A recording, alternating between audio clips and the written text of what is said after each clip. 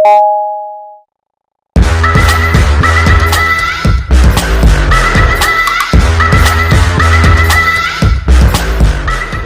हैं? मैं हूँ रतिकांत सुमन। आप देख रहे हैं समाचार विश्लेषण साइट को, जिस पर मैं आज आपको बताऊंगा कि पुतिन ने हमला यूक्रेन पर क्यों किया, क्या बात थी, क्या परेशानी थी और यूक्रेन से उन्हें समस्या क्या आ रही थी, उसी विषय में मैं बताऊंगा। और इसका यह विश्लेषणात्मक अध्ययन है और इनपुट के आधार पर यह सूचना दी जा रही है। तो आप देख रहे हैं समाचार विश्लेषण को। यदि आपने हमारे चैनल को अभी तक सब्सक्राइब नहीं किया होगा तो सब्सक्राइब करें, लाइक और शेयर भी करें। दोस्तों, आपने देखा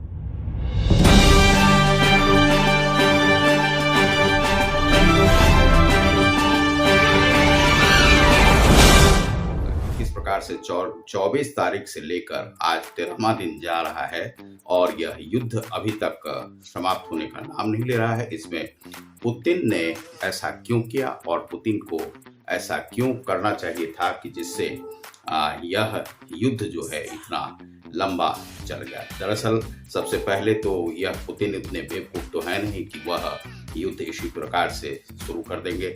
और पुतिन जो है सो इतना उनका लंबा कैरियर रहा है और उस सोवियत रूस को वह समर्पित हैं। भारत के प्रति भी पूर्णतः वह वफादार हैं। चीन के प्रति भी उनकी वफादारी है। वे केवल जो यूक्रेन है, यूक्रेन चूंकि उनसे अलग हुआ है, क्रीमिया वगैरह जो भी देश हैं जो कि सोवियत रूस के विघटन के बाद जो अलग हुए हैं, उनको वह एकीकृत करना चाह रहे हैं। यह एक तो मकसद उनका पहला है। दूसरा जो मकसद है वह इनपुट जो उन्हें मिल रहा था, जिस आधार पर उन्होंने यह हमला किया है, यह इनपुट था कि यूक्रेन बार बार एक कई प्रकार के संगठनों से जुड़ा हुआ था, जिसमें कि आतंकवादी कुछ संगठन भी थे। दूसरा था कि उसने अपने जो सारे जो हथियार थे, वेपन, उसे सरेंडर कर दिया था। इसके पीछे रसिया के जो राष्ट्रपति हैं व्लादिमीर पुतिन, उन्हें यह आशंका थी कि कहीं वह जो हथियार है वह आतंकवादी हाथों में ना चला जाए और यह कमजोर राष्ट्रपति वह संभाल नहीं सकता है।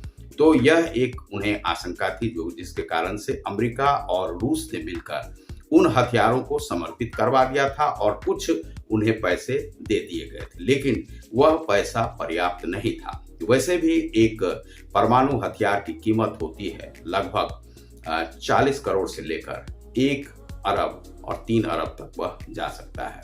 उस अनुपात में यदि 1 से 3,000 तक उन्हें परमाणु हथियार दिए गए तो उन्हें इसके अनुपात में उन्हें मुआवजा मिलना चाहिए, जो कि उन्हें नहीं मिला।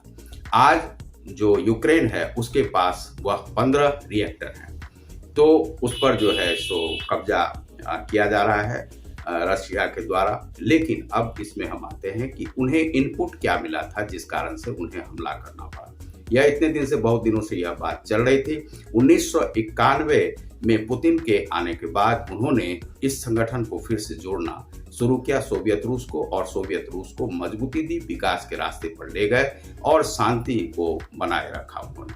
और इसमें उन्होंने अभी जो ये कोरोना काल चल रहा है, कोरोना काल में CIA के द्वारा जो जांच की जा रही थी चीन की, उस जांच को दबा दी गई। दबाने के बाद यह चीन जो है सो चीन के कुछ लोगों को जो इनपुट दिया गया, जो कि बाइडेन के प्रशासन के द्वारा, और कुछ उन्हें सौंपा गया जो कि रसिया के खिलाफ में था, यूक्रेन के खिलाफ में था, और वह उन्हें दे दिया गया, जिसे कि चीन ने उसके साथ साझा कर लिया। अब चीन और जो सोवियत रूस है, व्लादिमीर पुतिन के बीच में क्या दोस्ती है वह आप लोग जानते होंगे। एक समाजवाद का राष्ट्र है, दूसरा जो राष्ट्र है वह है साम्यवादी राष्ट्र और समाजवादी राष्ट्र। इस दोनों की एकता एक जैसी है और चीन ने रसिया को बहुत ही मदद पहुंचाया है।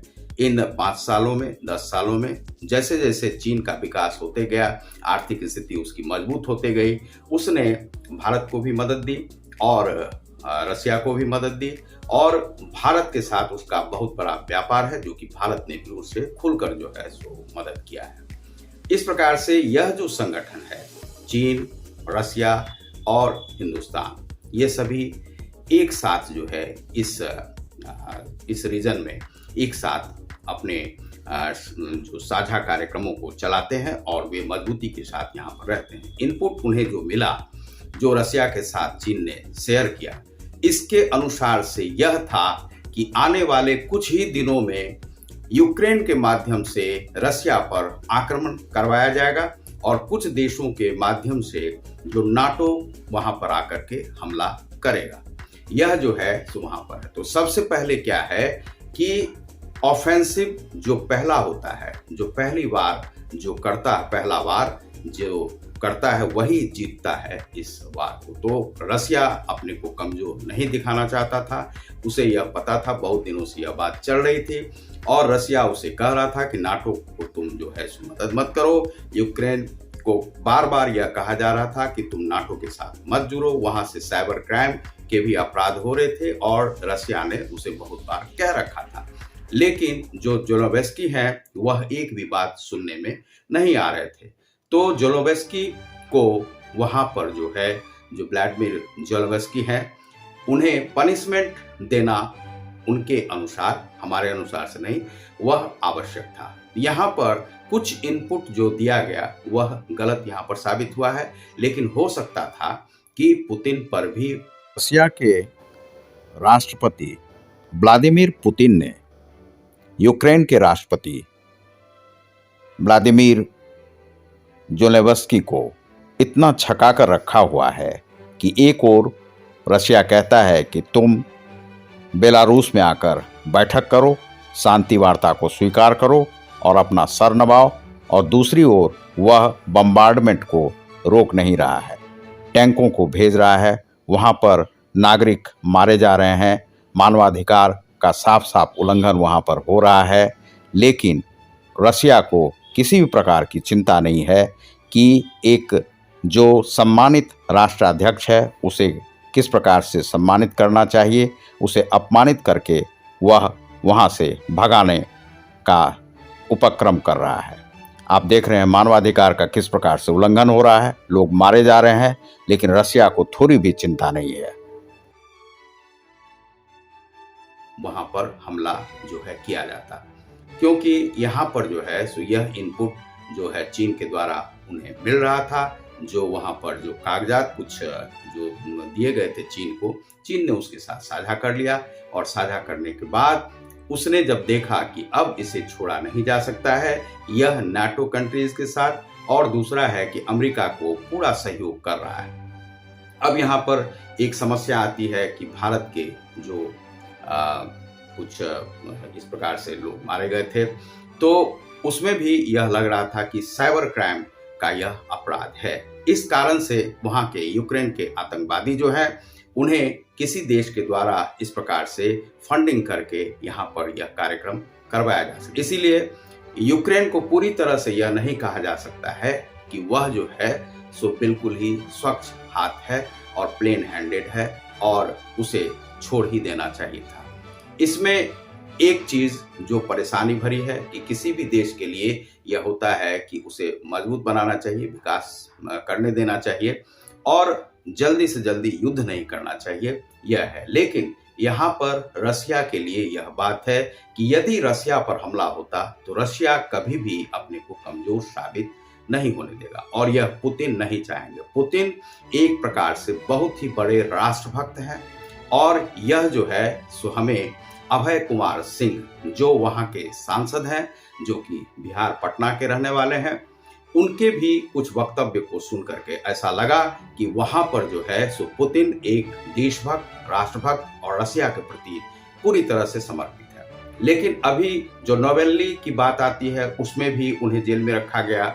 दूसरा है कि वहाँ के गृह मंत्री के द्वारा यह चाहा जा रहा है कि पुतिन को हटाया जाए और पुतिन जो है आजीवन वहाँ के राष्ट्रपति बने रहेंगे।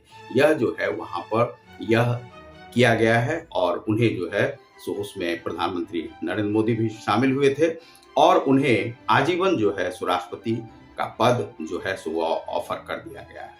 अब वे अपने परिवार को कहीं पर परमाणु हमले के डर से कहीं पर छिपा दिया है। अब इस प्रकार से यह जो युद्ध था यह तो पुतिन को पता था कि यह 2 दिन में 3 दिन में समाप्त नहीं होने वाला है। इसलिए उन्होंने डिफेंसिव होने की जगह पर ऑफेंसिव होना सही समझा और ऑफेंसिव होकर उन्होंने वहां पर हमला कर दिया और उसे डराने का प्रयास किया। इससे नाटो कंट्रीज को भी डराने का प्रयास किया कि भैया हमारे साथ तुम युद्ध नहीं करो, युद्ध करोगे तो हम इसी प्रकार से तुम्हें धूल दूसरित कर देंगे। यह अभी के समय में रसिया के लिए एक जरूरी हो गया था। लेकिन सबसे बड़ी बात है कि मानवाधिकार का उल्लंघन हो रहा है और मानवाधिकार का उल्लंघन अभी जो घरों में यह मानवाधिकार एनएचआरसी जो रिपोर्ट दे रहा है कि 300-400 लोग मारे गए हैं, इतने घायल हुए हैं, ये सब नहीं है। अभी जो घरों में जो बम फूटे हैं, आग लगे हैं, उसमें बहुत सारे लोग जलकर मरे होंगे और वे लाशें जब बाहर आएंगी तब यह पता चलेगा कि कितने लोग मरे हैं। यह कहा जा रहा है एक रिपोर्ट में कि 46,000 के आसपास जो सैनिक हैं रसिया के, वे इन हमलों में जो है घायल हुए हैं, वे उनका इलाज चल रहा है। और इसी प्रकार से यहाँ पर लगभग 1 लाख के आसपास जो सैनिक हैं वे भी घायल हुए हैं, ये यहाँ का यूक्रेन का। अब इस स्थिति में जो इनपुट के आधार पर उन्होंने वहां पर हमला कर दिया और इस हमले के बाद आज 13वां दिन चल रहा है और यह हो सकता है, वैसे भी अभी जो सूचना मिल रही है उसके आधार पे है कि जो लिस्ट में 22 कंट्री इस प्रकार के नाटो के हैं, यूक्रेन समेत, जिस पर कि एक लिस्ट बना रखा है जो व्लादिमीर पुतिन ने, जिस पर कि हमला करना है रसिया को, इसलिए क्योंकि नाटो जो है, नाटो से परेशान यह रसिया हो गया है। बार बार उसके हर एक चीज को रोका जाता है। लेकिन यहाँ पर व्लादिमीर पुतिन को थोड़ा सा सोच रख करके काम करना चाहिए था। यदि यूक्रेन हमला करने वाला था तो वह हमलावर यदि होता तो उसके पास तैयारी थी कहाँ। दूसरा है कि नाटो कंट्री का भी यहाँ पर पूर्णतः तो वह देखा नहीं गया है और नाटो उसके साथ आया नहीं है। इसीलिए यहाँ पर रसिया के व्लादिमीर पुतिन को जो भी इनपुट दिया गया था वह गलत साबित होता है। यह यदि चीन ने भी शेयर किया है तो हो सकता है चीन की भी चालाकी हो। और यहाँ पर हम एक बात कहना चाहेंगे जो डोनाल्ड ट्रंप ने कहा है कि जो नाटो को चाहिए कि अपने देश जो जहाज है उस पर वह झंडा लगाएं। कहाँ का? चीन का। और चीन का झंडा लगा के रसिया पे आक्रमण कर दो, जिससे वह समझेगा कि चीन उस पर हमला किया और दोनों देश लड़ गए। लेकिन ऐसा होता नहीं, यह मजाक की बात है। यह कहा गया है कि ऐसे समय में जो व्लादिमीर पुतिन एक मजबूत राष्ट्र के रूप में उभर रहे हैं और यहाँ पर जो बाइडेन जो है कमजोर बन रहे हैं, नाटो कमजोर बन गया है और नाटो जो है सो डर रहा है। अब यह है कि कहीं परमाणु हमला ना हो, और परमाणु हमला का भय ना केवल पिछली बार भी था कि जो द्वितीय वर्ल्ड वार में कि मॉस्को पर हमला किया जा सकता था, परमाणु हमला, और इस बार भी यह है कि मॉस्को पर हमला हो सकता है। और नाटो ने अपनी तैयारी शुरू कर दी है। 1 लाख से ज्यादा जो सैनिक है स्लोवाकिया में, चेकोस्लोवाकिया पहले कहते स्लोवाकिया में, वे जमा हो चुके हैं और वहाँ के और भी जो कंट्री हैं वहाँ पर जमा है। पोलैंड वगैरह के सीमावर्ती क्षेत्रों में जहाज सब आने शुरू हो गए हैं। और इसमें जो काम जो अमेरिका ने नहीं किया है वह काम अब करने जा रहे हैं ब्रिटेन के साथ। आज जो है उनकी बैठक है और बातचीत होगी, जो आपको वर्चुअल शैली में बात होगी जो जेलोवस्की है उसके साथ, और वहाँ के प्रधानमंत्री और उनके सांसद उनका जो भाषण सुनेंगे और उनका कहना क्या है इस रूप में। लेकिन यहाँ पर है कि बहुत सारे जो नागरिक का जो मानवाधिकार जो छीना जा रहा है बच्चों को, तो क्या है कि युद्ध में शायद ऐसा होता है, लेकिन यह होना नहीं चाहिए। युद्ध अंतिम हथियार होता है, इसीलिए तुरंत ही उस युद्ध में कूद नहीं जाना चाहिए। यह जो इनपुट दिया गया था उन्हें कि यूक्रेन उन पर हमला करेगा और अमेरिका के सह पर, और नाटो उसका साथ देगा और नाटो हमलावर हो सकता है, उससे पहले, हमला होने से पहले जो व्लादिमीर पुतिन ने अपनी तैयारी कर ली और हमला जो है उस पर शुरू कर दिया। और व्लादिमीर पुतिन को किसी भी प्रकार की हानि होने नहीं जा रही है, क्योंकि वह पूरी तरह से एक संपन्न राष्ट्र है। लेकिन हानि जो है यहाँ पर अनेक जो खार्कोव और खार्किव शहर हैं और अन्य सुमी वगैरह जो शहर है, कीव शहर है, इस सब को जो है धूल में मिला दिया गया है। वहाँ के घरों को 15 लाख से ज़्यादा अभी तक जो शरणार्थी गए, लेकिन 15 लाख ही नहीं होंगे, 50 लाख से ज़्यादा जो है शरणार्थी यूक्रेन से जा सकते हैं, रसिया से भी अभी जाएंगे।